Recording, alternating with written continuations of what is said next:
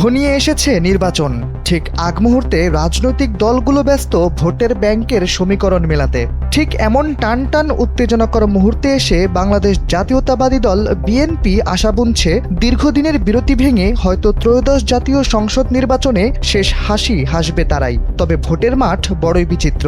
শেষ মুহূর্তে একটি আসনের ফলাফলও পাল্টে দিতে পারে পুরো নির্বাচনকে। জানা গেছে সারা দেশে ৩০০ আসনের ভেতর ৭৮টি আসনে এবার বিএনপির বিদ্রোহী প্রার্থী রয়েছে।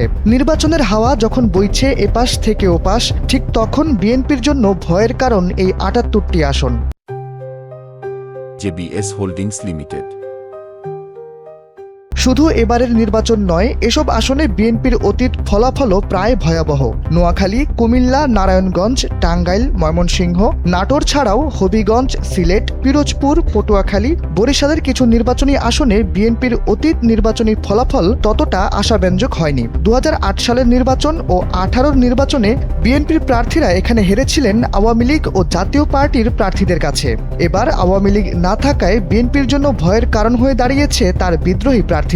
তবে ইতিহাস বলছে ১৯৯৬ ও ২০০১ সালের নির্বাচনে তারা এখানে জিতেছিল।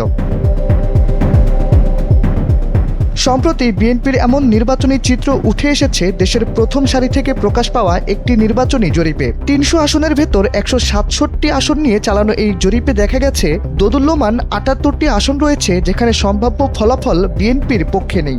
এমনকি এসব আসনে বিএনপির বিদ্রোহী প্রার্থীরা অন্য প্রার্থীদের চাপের মুখে রয়েছে। বিগত নির্বাচনের ফলাফল ইতিবাচক কিংবা নেতিবাচক হলেও ২০২৬ সালের নির্বাচন নিয়ে সেই ভয়ের মুখে রয়েছে বাংলাদেশ জাতীয়তাবাদী দল বিএনপি। এমনটাই জানিয়েছেন রাজনৈতিক বিশ্লেষকরা।